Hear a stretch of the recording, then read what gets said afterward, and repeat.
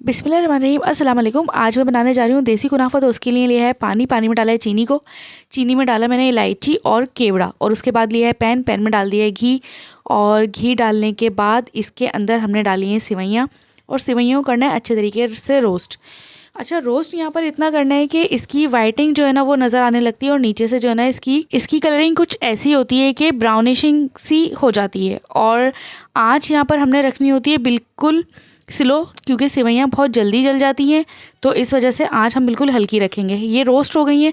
Roasting के बाद हमारा इतनी देर में शीरा भी तैयार है, और हमने सेवइयाँ को सेट करने के बाद इसके ऊपर शीरे को डालना है। शीरे को हमने रखा था इस पॉइंट पर नीम गरम।